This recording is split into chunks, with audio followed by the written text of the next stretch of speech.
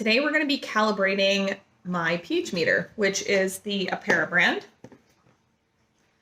I've had this meter for about a year and it's been doing a really great job for me. It comes calibrated, so you don't have to calibrate it when you first get it. Some people still do no matter what.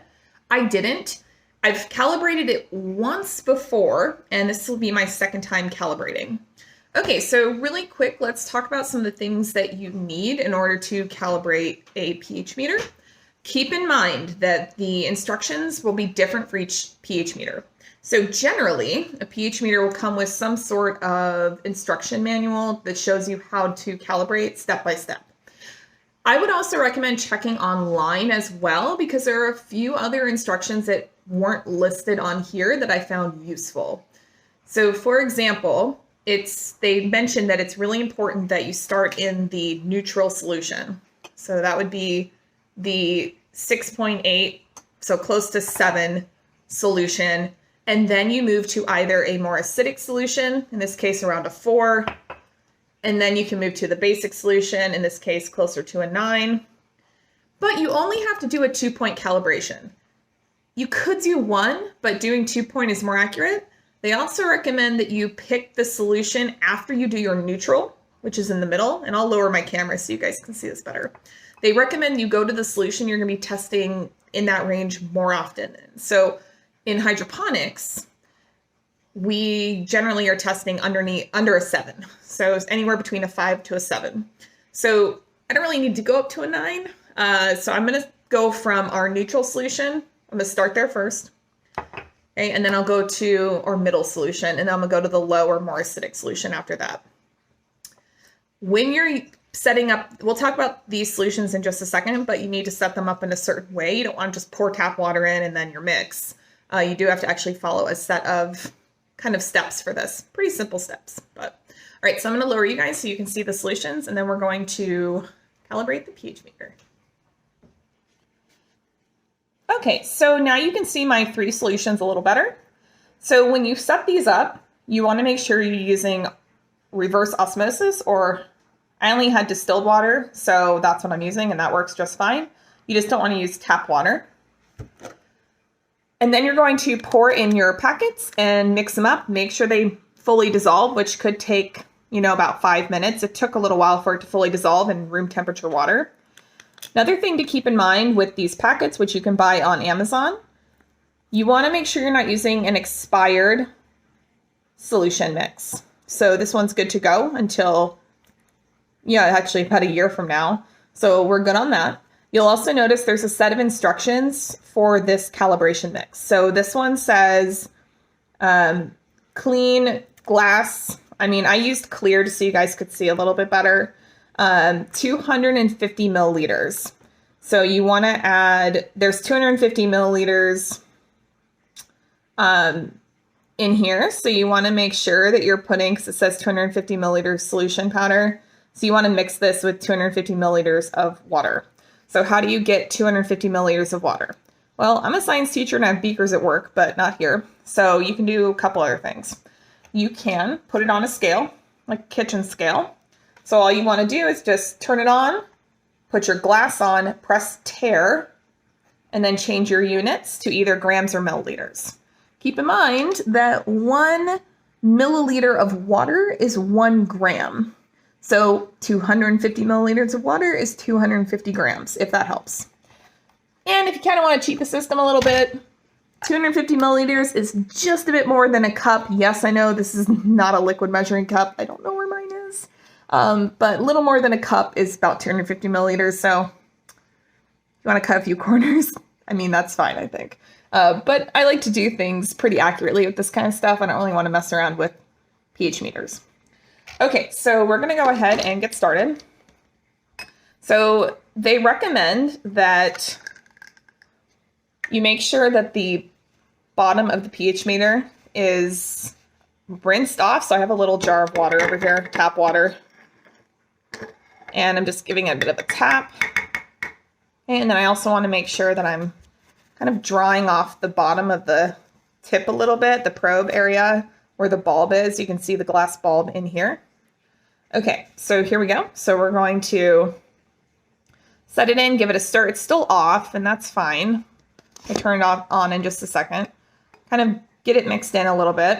Remember, you must start with your middle pH range or your neutral. I just call it neutral because it's close to 7. Okay, so I'm going to turn it on. Okay, and then I'm going to hit the calibration button, hold it down. You'll see it says cal. Okay, and then it has a smiley face. And did you see that flashing? That number flashing? You need to wait until the smiley face pops up and the number stops flashing. You have to wait for that. If you don't, you're going to get an error message anyway. And then you press cal or calibrate. It's going to flash again. You're going to wait, and then we're good. Okay, and now I'm going to go into the acidic solution. Okay, I'm going to hold calibrate down again.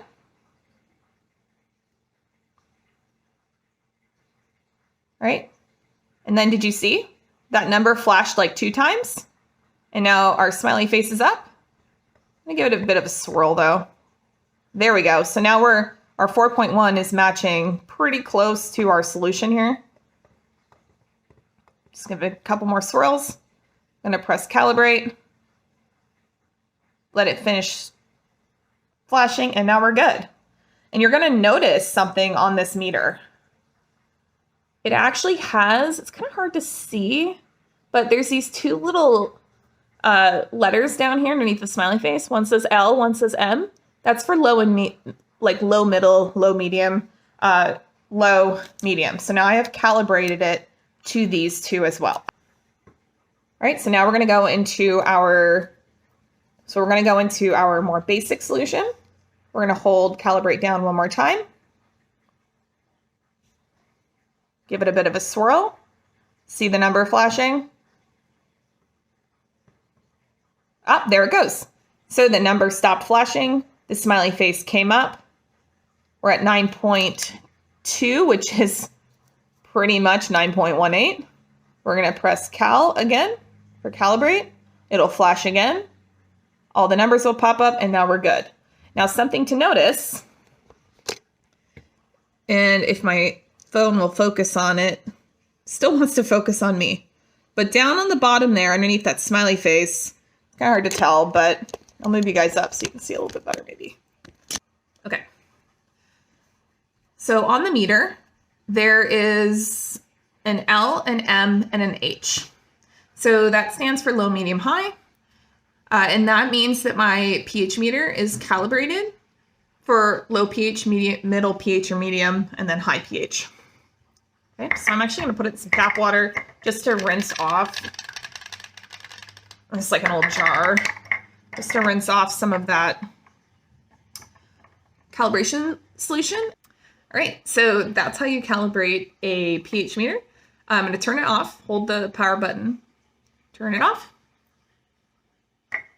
Now, when I turn it back on, you should see, yep, so I still see that I'm fully calibrated. I will be honest with you, this morning, that was not calibrated. So now I'm actually accurate, which makes me feel good. So I'm going to make sure moving forward to probably calibrate this every 3 to 6 months. They recommend to do it a little more often than that, but I'm going to be honest with you guys, I'm a teacher and things slip away from me. So all right, so I'm going to put my pH meter back in its potassium chloride storage solution. You can also store this in tap water in your kind of this little holder, but you do not want to just leave it in your garden. Some people do that, and that's okay, and I used to do that. But you don't want to use distilled or RO water for this storage solution because it'll ruin the bulb. So tap or a special probe storage solution works really well. In another video, I believe it's in my pH video, I talk about the solution. So go check that out. All right, I hope that was helpful. And as a wrap up, just remember, do the research before you calibrate and make sure you're doing the steps correctly. Because I'll be honest with you, right before this video, I actually started the calibration in my more acidic solution. And then I was like, something's not right. The number wouldn't stop flashing. I couldn't calibrate it as easily as you just saw me calibrate it. It was pretty quick. And I kept getting error messages. I'm like, what's wrong? So I went online and checked Apera's website because it didn't state it on these instructions. and they said that you need to start in the middle solution, so the more neutral solution. I was like, well then. And so I did that, and as you can see, calibration was pretty easy. So follow those instructions, no shortcuts. If you don't have distilled water or RO water, I would get it before you do the calibration. Don't just use tap or filtered. I would go with the good stuff on that one. If you're at 248 milliliters instead of 250, is it a big deal? No. Get close to that 250 just so that you have because you want them to dissolve in the proper amount of solution. That's why they say 250. Because if you dilute your solution too much, like let's say I dissolved this acidic solution in 500 milliliters of water, so twice as much, it's not going to read my 4.01. Okay, so now if I was like measuring this to the exact milliliter, it might have been a little closer, but getting it this close is good. All right, so I hope that was really helpful. If you guys like the video, please subscribe and be sure to check out some of my other videos where I talk about my hydroponic gardens. All right, thanks everybody. Bye.